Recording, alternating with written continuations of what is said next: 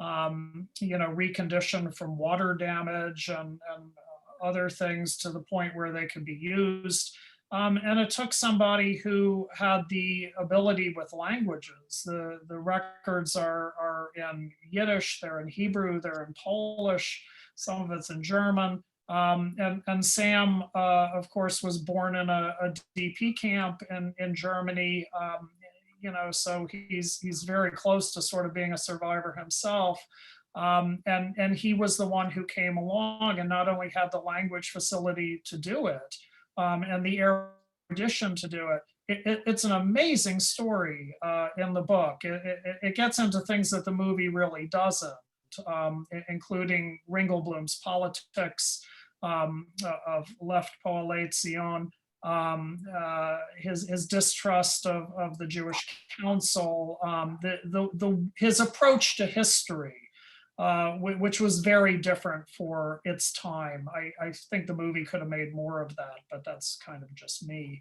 But I would really recommend reading the book for anybody who has an interest, because as good as the movie seems to be, the book is just incredibly rich, and you really do have the sense when you're reading it that you're reading something quite miraculous. The lost records of a truly lost civilization. So I'll leave it there. I'm curious if people have comments or questions.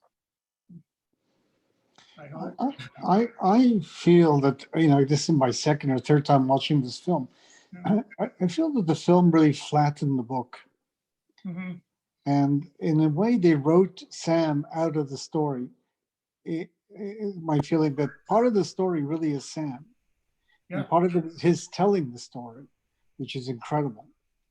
And that doesn't come through in the film. It's sort of like it's just another voice rather than the voice. Yeah. And it's his passion for Engelblum and his passion for what Oenig Shabbos did. There's so much there in the book. The other thing that's not there, and I think we discussed this before, is Sam tells the end of Engelblum in the most dramatic way imaginable, and the film skips that for some reason. As I recall in the book, that Ringelblum is brought to the Paviak prison with his son Uri, and the underground wants to get him out. Yes. And they tell him that they can get him out. They get him onto a work detail, and from the work detail, he'll be able to flee. And he motions with his eyes to his son. And the member of the underground shakes his head to indicate, we can't get your son out. And so Ringelblum refuses to go. And the next day they're both shot. And he says something like, and the boy, what did the boy do? What about the boy? Yeah. Yeah. And I don't know why they left that out. It's like the most dramatic moment in the book. Yeah, there are other things they leave out. That's why I'm sort of urging people to read the book. In a sense, it's a good. It strikes me as a good film. I'm not crazy about reenactments, but they sort of pull it off. The footage is very good. Ironically, a lot of it is German footage that was going to be used for a propaganda film in Nazi Germany, which they kind of skirt over in the credits. I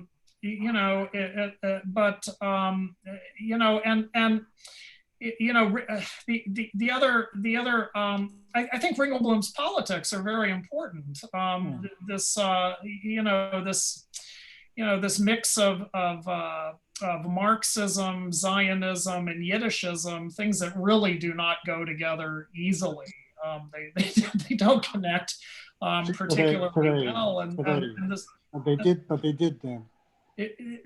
Kind of. The Bund didn't trust the Zionists at all. The Zionists didn't trust the Bund. The Marxists are, sort of not believing in Jewish identity at all. And his movement was very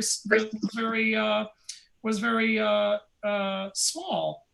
The other thing I wish they had put in was that he was a social activist and a social organizer for many years, and where he sort of first comes to our attention in terms of the Holocaust is actually in 1938, when the Germans dump about 8,000 Polish Jews over the border at Sebastian in Western Poland with nothing.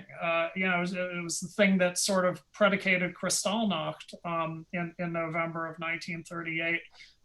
And they had nothing, no blankets, no medicine, no food. And Ringelblum got up there with a team from the Joint Distribution Committee, or the Polish branch of the Joint Distribution Committee, and started providing aid. And this whole thing was just outrageous to Polish Jews that the Germans had done this. And Ringelblum managed to raise something like 3.5 million zloty, zlota, and it's a very high sum for a poor community. And so this optimism that he writes to a friend in 1938, I've never seen a humanitarian disaster of this scope. It's just the worst thing you've ever seen. And you read it and you're just like, oh man, just wait a few years. But this optimism that he has in Warsaw, at least in the beginning, is, I think, predicated a little bit on that. So I kind of wish that background had been in there, but 90 minutes, I guess you have to pick and choose. There are two other things that were missing here. I really feel added something, that are in the book. One is that he describes this, or maybe this is one of his talks. Sam described this as after the German invasion, everyone was leaving Warsaw, except Ringelblum. He was heading to Warsaw, and his point was that the ghetto, the ghetto wasn't yet formed, but the occupation turned what was a kind of mediocre historian into a very special man, into a very gifted. It brought out every gift that he had, and it wasn't there before the invasion. So it's something really I think about a great deal. How this sort of calling, it comes to you in the strangest of circumstances. I will say this about the film, that it struck me very interesting, that the story is really told through the eyes of Rachel Auerbach, right? Which is something very new. It's not in the book at all. No. I mean, she's in the book. She's a major part of the book, of course, and he has a whole section on Rachel Auerbach. But the fact that the story is told through her, and the narration seems to come. I'm not quite positive of this, but the narration seems to come from some retrospective stuff that she wrote in Yiddish that does not seem to have been translated up until the time of this movie. And I checked the credits, and there was a credit for the people who translated Rachel Auerbach's work. I mean, because there are only a couple of things of hers that are actually translated. There's the essay about Yisker in 1943, and there's this sort of medium-sized essay on her soup kitchen, which is just a very powerful. Both of these are very powerful, and they're published in English and in various places. That's about it. And so I was listening to this narration about Ringelblum talking to her, this and that, and some of it actually, when she's talking about the soup kitchen, that actually does come from her work on the soup kitchen. But a lot of this stuff I think was actually freshly translated for the film, and so the following her, all the way to Yad Vashem, where she essentially became in charge of personal testimonies when at a time when Yad Vashem was really not terribly interested in ordinary Jews. I mean, they were mostly interested in Zuckerman and other resistors, and in proving that the Zionists had it right all along and that the diaspora had it wrong all along. She was doing sort of this pioneering work. and she really was instrumental in the Eichmann trial. You know, of the 100 or so people who testified, there were many more testimonies than that. And somebody had to go through this and figure out which ones were going to be the ones that were most relevant. And so, in a sense, it's kind of a movie about her too. And that kind of makes it unique and different. And of all the ways that it kind of differs from the book, I think that's a very good sort of editorial decision or directing decision or whatever. Maureen, did you have something? I think you're muted. Okay. I wanted to follow up on that because I was really very struck by the way that the film, because of the reenactments, which are like their own absorbing fiction in and of themselves, and really well acted, really well shot, the way that the story shifts, so it's not just the male historians, but it's the women, the soup kitchen, the interaction between women, the dependence of these men on their wives for the emotional support. So I think it's really interesting, and as a separate document in relationship to the book. Yeah, I would agree. No, it's a separate document. There's no question about it. And so much about Oinig Shabbos was about women. You know, it was about how families worked. It was about how mothers tried to take care of their kids. You know, just trying to find food. There were documenters and other ghettos who worked on this kind of thing as well. You know, and just the fact that he was so far ahead of his time in doing this. You know, I mean, history, for those who don't know, you know, history in the mid 20th century really was sort of the great man in history, you know, kings, chancellors, wars, stuff like that. Not that there's anything wrong with kings, chancellors, wars, and stuff like that, but you know, his interest in sort of common people was way ahead of his time, and his interest in sort of the working of the minutia and daily lives of the working class, and that included working class families, was very much ahead of his time too. I mean, E.P. Thompson, The Making of the English Working Class in 1959, was considered this pioneering book, and Thompson was just trying to show that, you know, workers could develop a class consciousness wwithout Stalin telling them what to think. Ringelblum was interested in all of that stuff, you know, kind of for its own sake. It was terribly innovative for its day.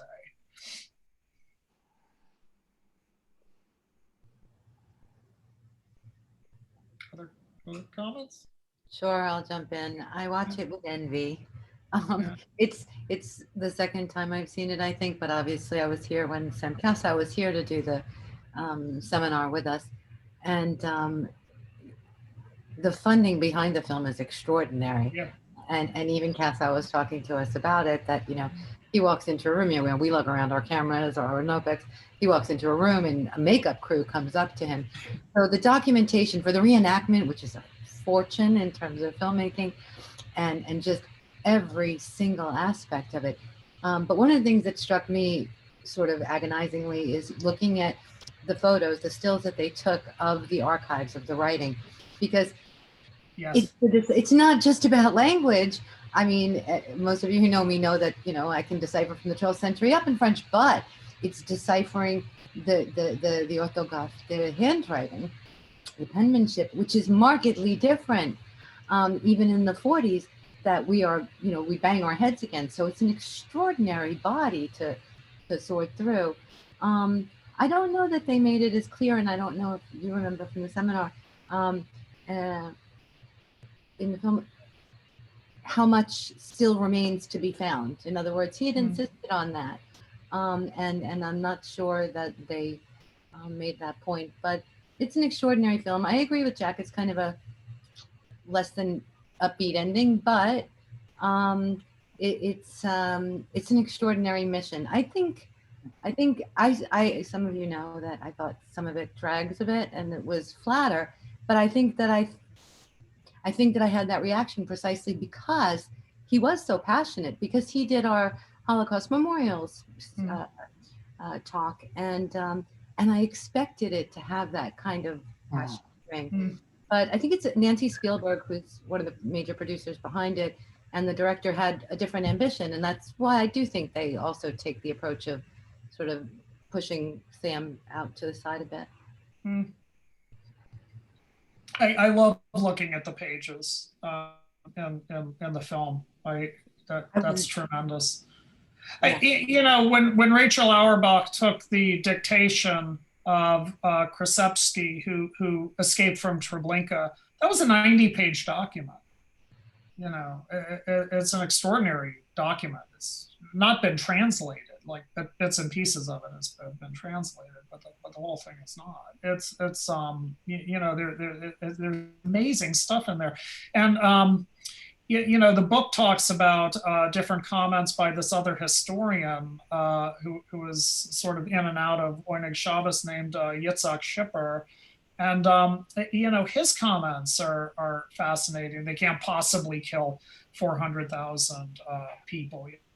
Whatever's happening in Vilna, it can't possibly happen here. And then he goes to, you know, whatever is said about murdered people is what their murderers say about them. And that's it. And that's why we're doing this. And it reminds me too, it's interesting to consider this film in conjunction. I preface this with I'm not a film guy, but it's interesting to consider this in conjunction with two other films about the Warsaw Ghetto.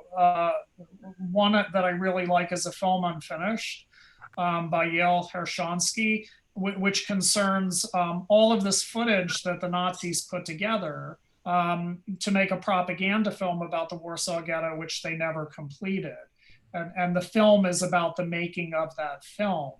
But you know, Ringelblum and the others knew that the Nazis were coming in and shooting film, that is, and that they were, you know, trying to create a narrative about this. And so, you know, in many ways, this film is kind of a counterpoint to that film. And the other film I really like, or at least the pieces of the Warsaw Ghetto that are in Shoah. The Landsman Shoah, the long interview with Jan Karski, where he talks about his trip into the Warsaw Ghetto as a Polish intelligence agent, and he's sort of the outsider and comes out and simply cannot believe what he saw. And it's his job to tell the rest of the world about this, but of course the rest of the world wasn't interested in Karski in 1943. And the other is Landsman's long interview with Franz Grossler, who was sort of the #2 German administrator, where Landsman just keeps asking him questions. Well, why was there typhus? Why were they hungry? And you know, eventually Grossler simply, you know, kind of cannot speak. And you know, what this film sort of offers is an insight into the fact that, you know, they were trying to create a narrative or a series of narratives that was to counter the Nazi narrative that they knew that the Nazis were creating. And it's also that insider account that even Karski cannot really get at, you know, from the brief time that he stayed in the ghetto. And it, you know, it's also interesting, by the way, I don't know if anyone caught it, Adrian Brody does the voice of Emanuel Ringelblum, and he played the pianist and The Pianist, and which is another good Warsaw Ghetto film. So yeah. Norm, have you ever asked him how long it took to go through those documents? Because we made 2,000 scans like 2 years ago, and we're not through them yet. They had to have 10 times that. Have you ever asked him? Were you asking me? The documents of the Oyneg Shabbos? Yeah, how many years and how big the team was? He Certainly said it was it. graduate students. There's a guide. There's like an archival guide to the Oyneg Shabbos archive it's like a map book, that sort of takes you through what's in it. And that only came out in like 2009. And I think Casa was one of the archivist for this, yeah. who works at the Jewish Historical Institute, is the one in the film who talks about Rachel Auerbach. I mean, she's a young woman. How many? She's a very interesting person. I mean, she's a friend of mine. But she was in Michigan with me this past year for half the year anyway. But her passion is Rachel Auerbach, and I imagine she's working on a book on Rachel Auerbach. I think she is. I'm curious to know how big the teams were to get through them, because you can't use graduate students for those kinds of things. They can't read it. You can't give. I recall, Sam, years ago, working in the Jewish Historical Institute. Sorry, working at Yad Vashem. At the Jewish Historical Institute, working on this material many years ago. But Sam's unique. Sam has every language imaginable. He's. And you're right. You can't have a graduate student working on this. And again, just the preservation of the paper and making it legible and all of that. And it makes you wonder what's out there in that third trove. Don't forget, a lot of stuff didn't survive. Right. It's not just a matter of not being recovered, but most of the photographs did not survive. Things were not properly stored when they were put away, and there was water damage. So it's not clear what would be found, even if they could find the stuff. I had a comment. I had the opportunity when I was in Montpellier, and it was in 2018, the summer of 2018, to see an exhibit that was very interesting, and it was put on by the Shoah Foundation, where you had a juxtaposition of footage from and photos that were taken from the Germans of the ghettos, and then also the footage and photos that were taken from various photographers who were Jewish in the ghettos, side by side, so you could see the difference between the very manipulative German photography and then the Jewish photography in the ghettos. And this was around for several years, 30, I think I'm looking, I had to look it up exactly when it was, but it was a very interesting exhibit. I'm wondering if that was shown anywhere in the United States, or if anybody knew about it. I don't know that. Saw an exhibit, summer, I remember it's 18 or 19, it was at Yad Vashem. I don't know if anyone else saw it who was in Jerusalem, on German propaganda video and photography and film. It wasn't comparative, but did anybody see it? Jack, did you see it? In any case, it was really interesting, but it's about this particular days and also the sort of groundbreaking propaganda work that was being done. But I didn't see the one in Montpellier. Yeah, it was October 1939 to August 1944. That's the period of time that was covered. Very interesting. They also took photos as souvenirs. I mean, there was this, they did the propaganda stuff, but there was, it's worth pointing out, I guess, that they, individual Germans, soldiers, police, they were issued cameras, and they would. There was this thing with ghetto tourism. They would go through the Warsaw Ghetto or the Lodz Ghetto or the Krakow Ghetto and take photos of Jews, and get them developed. And Germans love photo albums, so they would sort of gather them up and put them in a photo album, I suppose to display as a souvenir. And there was always one I showed in my class where he wrote, or whoever took it wrote in the underneath, eine echte Sarah, a real Sarah. That is a genuine Ostjuden, that we've been reading about and hearing about for all of these years. I finally got a picture of one, and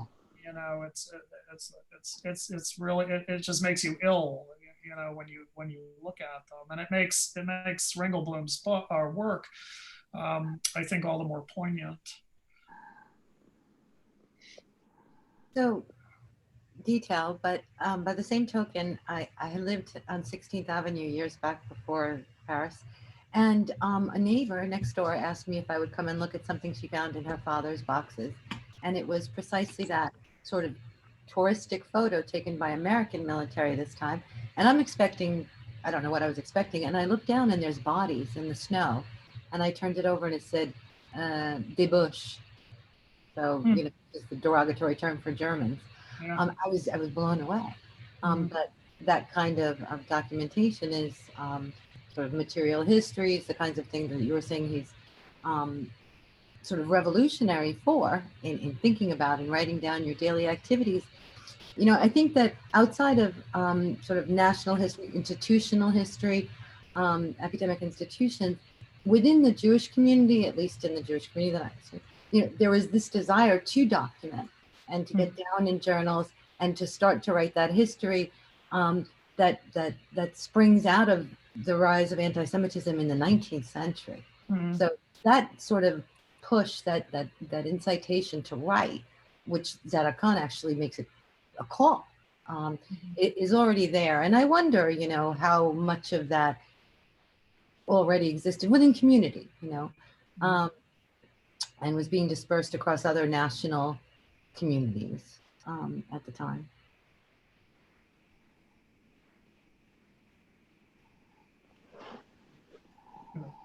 That question? No. The one disappointment, I think, of anyone is that it didn't capture as much of Sam's power, I think, that he usually conveys with the research, no? I think that what was pointed out is accurate, that there's a shift in focus to try and give them more of a women's perspective by focusing more on Rachel Auerbach. So to give it something new, something original, and something more up to date in terms of not just the great men, but also great women.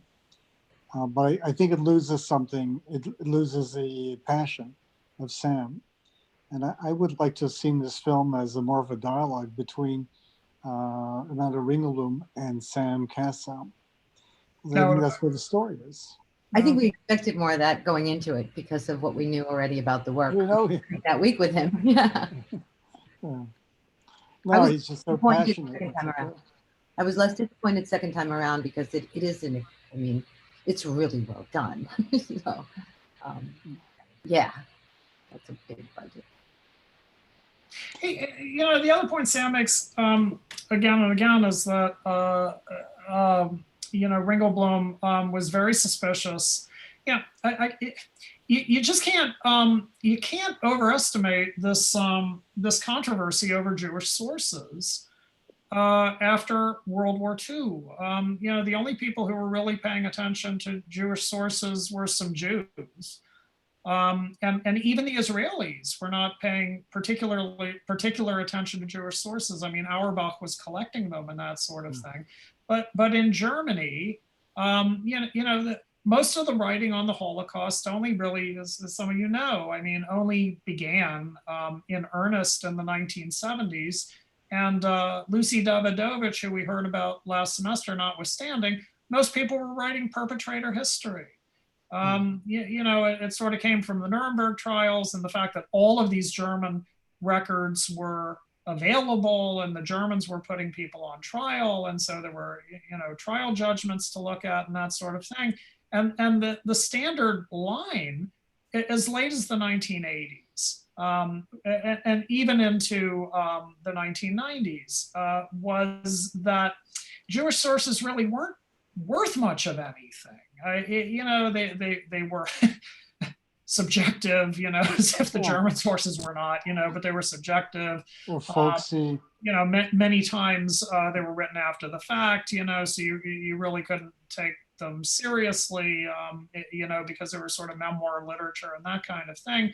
But be that as it may, Ringelblum was trying to create this archive where everything was documented in real time, you know, he had this sense, and this is something that Sam brings out too, that today, documenting something today was critical because tomorrow was going to look very different. You know, that whatever awful thing was going on today, it might look like a birthday party in a week. And so he was really determined to document not only the whole scope as to what was going on, but when it was going on, and to create some sort of comparative atmosphere between it all, because he really didn't trust you know, recollections after the fact, because he knew that time was moving so quickly through this entire ordeal, and you know, and so his consciousness is sort of creating sources. And another thing Sam brings out in the book, and I hate to keep making these comparisons, but Sam made a big deal about this thing that Ringelblum and his team developed called the 2.5 Years Project, where they went around interviewing people in 1941. Where do you think things will be in 2.5 years? And the various outlooks that people had, you know, sort of based on their station and based on, you know, their class and what had happened to their families, and, you know, the prospects for staying in Poland, and all of those things is just really fascinating stuff. It was not simply you know, to document German crimes, although this was a very big part of it. He was trying to document something very essential about this civilization. And that kind of comes through in the book too. And I get it, you know, 90 minutes, you know, you have to make your choices. But again, I just really urge people to read the book. It's incredibly rich and very different.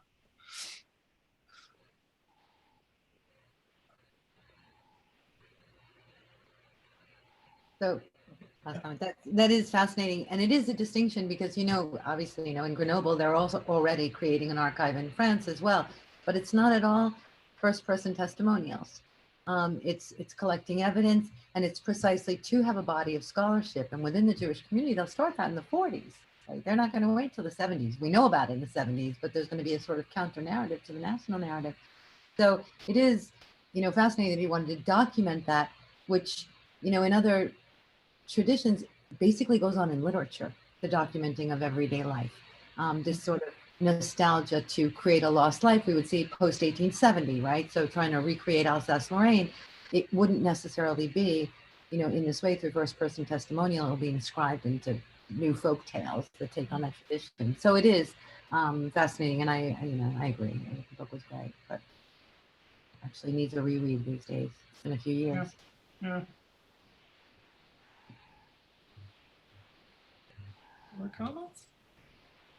And of course, the Poles emphasize the Polish resistance role in interacting with the ghetto and arming the ghetto, and, you know, a way that the film really minimizes, actually. It steers far clear for such a recent production.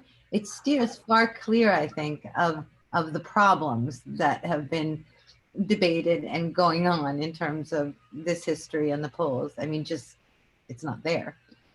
Yeah.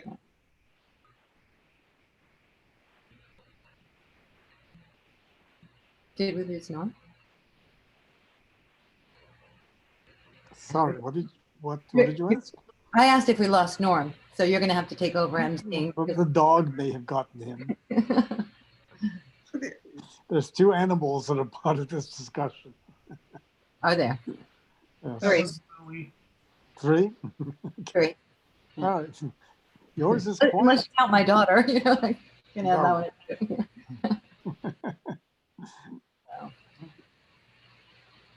So thank you, Virginia, Jack, and Norm for. Yeah. Oh, you're welcome. What's the film tomorrow night? I don't have my thing with me. Okay, tomorrow night is 2 episodes of Muna. Muna, yes. Which Jack, do you want to plug that? You love Muna. I liked it very much. I think I like the person who wrote it. I like her as an actress. I like her as a writer. And we've had her here a Mira. couple of times. Mira Awad. Mira Awad, yeah. So she's been here a couple of times as a singer. So she's multi-talented, and the series is a tad autobiographical. It's a tad. It's about her. It's about a Palestinian woman from the Galil who's living with a Jewish guy in Tel Aviv, and he's a photographer, and she's, I don't know what she is. And it's interesting about their relationship. There's one line in there which is quite brilliant. She goes back to her hometown and their village, and a friend of hers says, "So what's it like to be living with a Jewish man?" And she says, "It's weird. Same way we're living with any man is weird." So I love that line. Don't give away anything more. Well, it's a series, so you don't get the ending. You just get two episodes, but they're nice episodes. And it's not distributed anywhere where we could see it. No, it's not distributed anywhere. Has And it may anybody, never be. I don't know. has Can I anybody, ask a question? Since we have a few people here, I'm curious if people are you sort of watching the films? Are you watching the films when they would have been screened, right? 7 o'clock, or are you watching them I other am. times? I watch at 7. Yeah. You watch at 7? I'm Yeah. following the schedule, yeah. Really? It's What a are other different people experience. doing? Yeah. Yeah, the Bobrovs are watching close to the schedule. We were a little early today, but pretty much close to the time. Huh. Okay. Yeah, we are I watched it at 7. Put it in Yeah. my head. 7. Me too. So I I want to have, have the filmic experience. I watched it at noon, but okay. Oh, I guess yes. I'm the only- By the way, Virginia, today I would say, I miss sitting in a cinema to watch. Maybe it's just the nature of this film. I was very because glad it's- to be in my house. I miss Sorry? lecturing people about popcorn. Right. I certainly miss that. Yeah. But perhaps because this film has certain epic dimensions to it, that it needs to be done in a larger setting with a larger group of people. I think I don't know why I had that feeling today. so Jack, I have a question. If we're watching 2 episodes of this TV show, I presume, tomorrow night, and it's not available to stream anywhere, are we just going to be frustrated to not know what's We've done gonna that happen? before. We did that last festival with Haminatseach, with the conductor. Yeah. There was only 2 we could show, and I tried to get more this year. None are available. That's it. And it's there's a problem because there's music, and to get the rights to show that internationally is complicated. So Oh. they're simply not available. And I think something like Arab Labor may be available, but it's an old series at this point. We've shown Arab Labor in the festival, I think. I think when Hillel was running it in the first couple of years, I think they showed Arab Labor. We I showed don't know. the No, I think we did. I think We had the producer did? here. We had the producer here at some point, didn't we? Like Tamir had invited him. we had the producer. Yeah. Okay. And we Yeah. showed So Sweet no, Pea. it may not have been a part of the film festival. Maybe the separate public program we did. We You did. know, we Sweet showed the Pea. Passover episode. We screened it. So We did 2 episodes of Swigim a few years ago. a what? We did, Shugim and we did Game. Shtisel. and Yeah. Stissel. Diesel, yeah. So it's okay. I mean, yes, you do get a little bit. It's like a teaser. You don't get to see everything, but what can you do? If your Hebrew is decent, then it streams on the Israeli broadcast service online, the entire show. Which show? Amuna, You know. but there's no subtitles. That's Mhm. the frustrating part. Did somebody started Tehran? No? Yeah. I haven't seen it. Tehran? Did you start it? Oh, just the first episode. Okay. Yeah, well, I need to catch up. How is it? It's good, but of course now we're stuck because the season's over. But I was curious to see what other people thought. We need to get this virus over with, but yeah, that's, Good idea. Suggest it. okay. Well, Propose that. Well, apparently there's no problem at all. Just ask our administration Yeah. Yeah, listen to the president. It's gone. He's done. of our university. Yes. Hmm. On a happy note. so everyone, thanks for watching the films. Thanks for being here. And hopefully we'll see you tomorrow night and in the evenings to come. Thank you. All right, thank you. All right. Bye. Thank you. Everybody. Thanks. Bye, everybody. Thank you for changing your glasses. Virginia, I'm It's glad my you came pleasure. back. Anything for you, Jack. Well, I had a migraine today, so anything can take. get the Unrecord. going. Virginia. Sorry? record. Right, hold on. Turn the record off. You're right. Stop.